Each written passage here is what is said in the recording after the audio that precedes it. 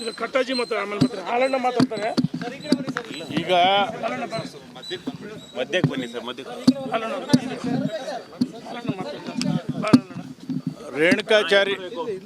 ರೇಣುಕಾಚಾರಿ ಅವರು, B C ಪಾಟೀಲ್ರು, ಹಾಲಪ್ಪನವರು, Nagendra ಅವರು ನಾವೆಲ್ಲ ಕೂಡ ಪ್ರಮುಖರೆಲ್ಲ ಸೇರಿ ನಮ್ಮ ನಾಯಕರಾದಂಥ ಯಡಿಯೂರಪ್ಪನವ್ರನ್ನ ಭೇಟಿಯಾಗಿ ತದನಂತರ ನಮ್ಮ ಅಧ್ಯಕ್ಷರನ್ನು ಕೂಡ ರಿಕ್ವೆಸ್ಟ್ ಮಾಡ್ಕೊಂಡಿದ್ದೀವಿ.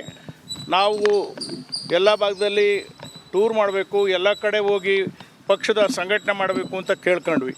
ಅವ್ರು ಹೇಳಿದ್ರು ಆಯಾ ಕ್ಷೇತ್ರದಲ್ಲಿ ಯಾರ್ಯಾರಿದ್ದಾರೆ ಅವರು ಪಕ್ಷದ ಸಂಘಟನೆಯನ್ನು ಮಾಡಬೇಕು.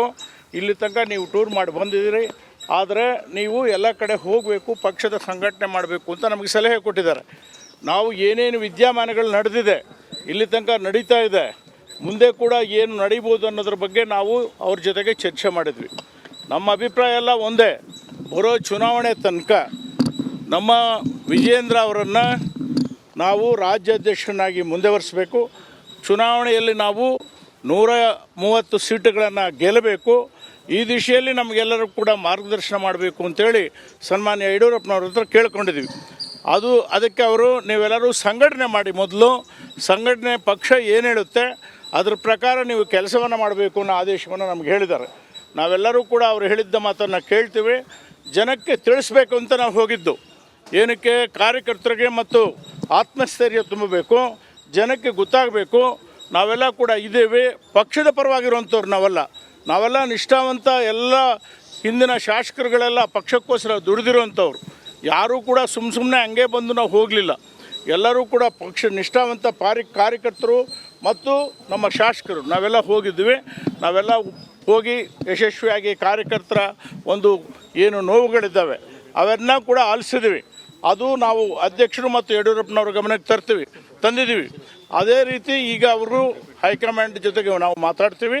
ನೀವು ಯಾರು ಧೃತಿಗೆಡೋದು ಬೇಡ, ಪಕ್ಷದ ಸಂಘಟನೆಯನ್ನು ಮಾಡಬೇಕು, 130 ಜನಕ್ಕಿಂತ ಹೆಚ್ಚು ಜನ ಗೆಲ್ಲಿಸಬೇಕು ಅನ್ನೋ ಒಂದು ಮಾತನ್ನು ನಮಗೆ ಹೇಳಿದ್ದಾರೆ. ಅದರಂತೆ ನಾವೆಲ್ಲರೂ ಕೂಡ ಒಟ್ಟಾಗಿ ಆ ಕೆಲಸವನ್ನು ಮಾಡ್ತೀವಿ. ಸರ್, ಈಗ ರಾಜ್ಯ ನಾಯಕರನ್ನೇ ಬದಲಾವಣೆ ಮಾಡಬೇಕು ಅಂತ ಯತ್ನಾಳ್ ಹೈಕಮಾಂಡ್ ಅನ್ನು ಕೂಡ ಭೇಟಿ ಮಾಡಿ ಅದೇ ಒಂದು ವಾದವನ್ನು ಮಾಡ್ತಾರೆ, ಒತ್ತಡ ಹಾಕ್ತಾರೆ. ಅದು ಅವರ ಕಾಲ್ಪನಿಕ ಮಾತುಗಳು. ಖಂಡಿತವಾಗಲೂ ನಮಗೆ ವಿಶ್ವಾಸ ಇದೆ, ಬರೋ ಚುನಾವಣೆ ತನಕ ವಿಜೇಂದ್ರ ಅವರೇ ಅಧ್ಯಕ್ಷರಾಗಿ ಮುಂದುವರಿತಾರೆ.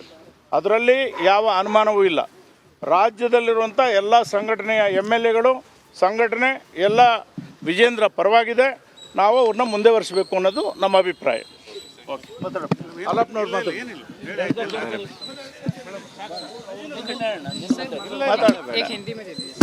ಬೋಲಿ सब ಈ ಕಡೆ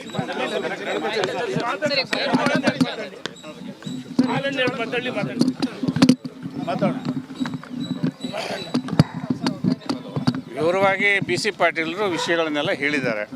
ಕಟ್ಟಾ ಸುಬ್ರಹ್ಮಣ್ಯ ನಾಯ್ಡು ಅವರು ಮಾತಾಡಿದ್ದಾರೆ. ನಾನು ಮಾತಾಡೋಂಥದ್ದೇನಿಲ್ಲ. ನಿನ್ನೆಯವರೆಗೆ ನಡೆದಂಥ ಬೆಳವಣಿಗೆಗಳನ್ನು ಮತ್ತು ನಾವುಗಳು ದೇವಸ್ಥಾನಕ್ಕೆ ಹೋಗಿ ಒಂದ್ ಕಡೆ ಯಡಿಯೂರಪ್ಪನವರ ನಿವಾಸದಲ್ಲಿ ವಿಜಯೇಂದ್ರ ಬಣದ ನಾಯಕರೆಲ್ಲರೂ ಸಭೆ ಸೇರಿದ್ದಾರೆ. ವಿಜಯೇಂದ್ರ ಅವರನ್ನ ರಾಜ್ಯಾಧ್ಯಕ್ಷರಾಗಿ ಮುಂದುವರಿಸಬೇಕು, ಯಾವ ಕಾರಣಕ್ಕೂ ಈ ನಿರ್ಣಯದಲ್ಲಿ ಬದಲಾವಣೆಗಳಾಗಬಾರ್ದು ಅನ್ನೋ ಒತ್ತಡ ಹೇರೋ ಪ್ರಯತ್ನ ಆಗ್ತಾ ಇದೆ. ಮತ್ತೊಂದು ಕಡೆ ದೇವರ ಮೊರೆ ಹೋಗಿದ್ದಾರೆ ಮಾಜಿ ಸಿಎಂ BS ಯಡಿಯೂರಪ್ಪ. ರಾಜ್ಯ ಬಿಜೆಪಿಯಲ್ಲಿ ಭಿನ್ನ ಮತದ ತಾರಕಕ್ಕೇರ್ತಾ ಇದೆ. ಅದರಲ್ಲೂ ಇವತ್ತು ಕಾರ್ತಿಕ ಮಾಸದ ಕೊನೆಯ ದಿನ, ಅಮಾವಾಸ್ಯೆ ಬೇರೆ. ಹೀಗಾಗಿ ದೇವರ ಮೊರೆ ಹೋಗಿದ್ದಾರೆ ಮಾಜಿ ಮುಖ್ಯಮಂತ್ರಿಗಳಾದ ಯಡಿಯೂರಪ್ಪನವರು. ಮನೆ ದೇವರು ಸ್ವತಂತ್ರ ಸಿದ್ಧಲಿಂಗೇಶ್ವರನಿಗೆ ವಿಶೇಷ ಪೂಜೆಯನ್ನು ಸಲ್ಲಿಸಿದ್ದಾರಂತೆ. ಮಧ್ಯಾಹ್ನ 1 ಗಂಟೆಗೆ ಗವಿ ಮಠಕ್ಕೂ ಕೂಡ ಆಗಮಿಸುತ್ತಿದ್ದಾರೆ ಯಡಿಯೂರಪ್ಪನವರು. KR ಪೇಟೆಯಲ್ಲಿರುವ ಗವಿ ಮಠದಲ್ಲಿ ಸಿದ್ಧಲಿಂಗೇಶ್ವರ ದೇಗುಲ ಇದೆ. 1 ಗಂಟೆಗೆ ಹೋಗಿ ಅಲ್ಲಿ ದೇವಸ್ಥಾನದಲ್ಲಿ ವಿಶೇಷ ಪೂಜೆ ಪುನಸ್ಕಾರವನ್ನು ನೆರವೇರಿಸಲಿದ್ದಾರೆ ಮಾಜಿ ಸಿಎಂ BS ಯಡಿಯೂರಪ್ಪ.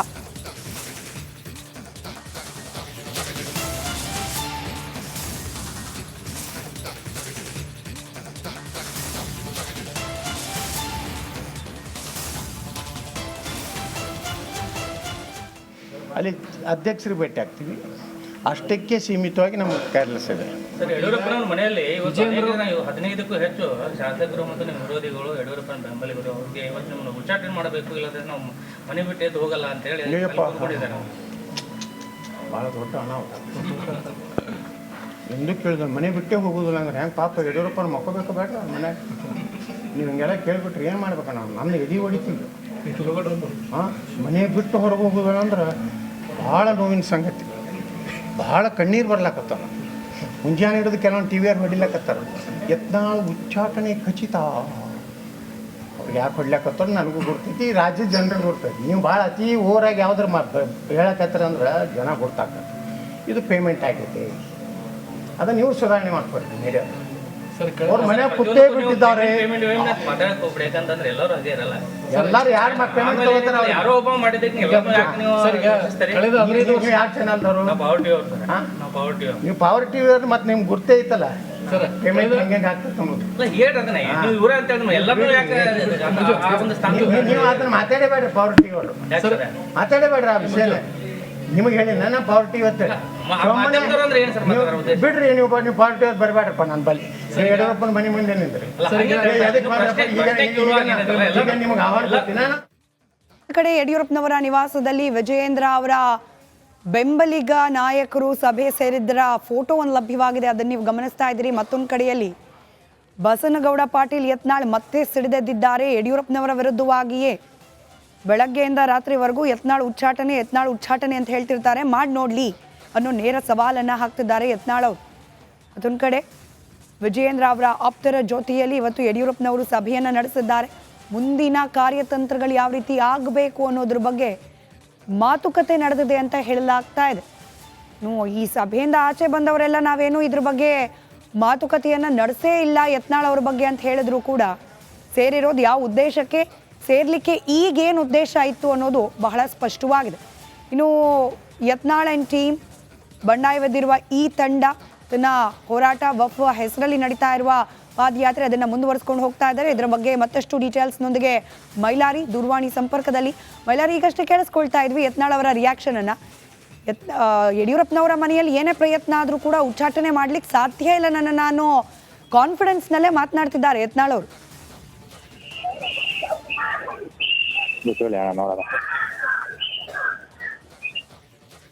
ಮೈಲಾರಿ, ನನ್ನ ಧ್ವನಿ ತಲುಪ್ತಾ ಇದ್ರೆ ಯತ್ನಾಳ್ ಅವರ ರಿಯಾಕ್ಷನ್ ಇನ್ನೂ ಕೂಡ ಮಾತಿನಲ್ಲಿ ಕಾನ್ಫಿಡೆನ್ಸ್ ಕಡಿಮೆ ಆಗಿಲ್ಲ. ಒಂದು ಕಡೆ BS ಯಡಿಯೂರಪ್ಪನವರ ಮನೆಯಲ್ಲಿ ಸಭೆ ಮೇಲೆ ಸಭೆ.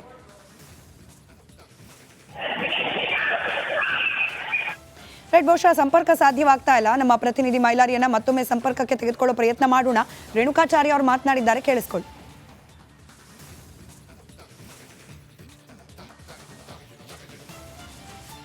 ಎಷ್ಟು ಬೂತ್ಗಳಲ್ಲಿ ಕಟ್ಟಿದ್ರಿ, ಎಷ್ಟು ಸಮಯವನ್ನು ಕಾರ್ಯಕರ್ತರ ಮುಖಂಡರಿಗೆ ಕೊಟ್ಟಿದ್ರಿ, ಎಷ್ಟು ಜನ ಗ್ರಾಮ ಪಂಚಾಯತಿ ಸದಸ್ಯನ ಆಯ್ಕೆ ಮಾಡಿದ್ರಿ, ಅವ್ರಿಗೆ ಬೆಂಬಲ ಕೊಟ್ಟಿದ್ರಿ, ಜಿಲ್ಲಾ ಪಂಚಾಯತಿ ತಾಲೂಕ್ ಪಂಚಾಯತಿ ಮಹಾನಗರ ಪಾಲಿಕೆಯಲ್ಲಿ ಎಷ್ಟು ಜನರಿಗೆ ಗೆಲ್ಸಿದ್ರ್ಯಾ? ಇಲ್ಲ, ಒಂದೂ ಗೆಲ್ಸಿಲ್ಲ.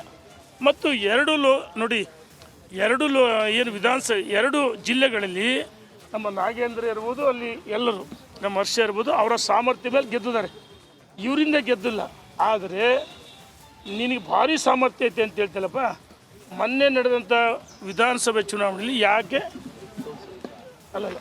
ಇವ್ರನ್ನ ಮೊನ್ನೆ ನಡೆದ 23 ಚುನಾವಣೆಯಲ್ಲಿ ನಿನಗೆ ಸಾಮರ್ಥ್ಯ ಇದ್ದರೆ ಇವ್ರನ್ನ ಯಾಕೆ ಗೆಲ್ಲಿಸ್ಲಿಲ್ಲ?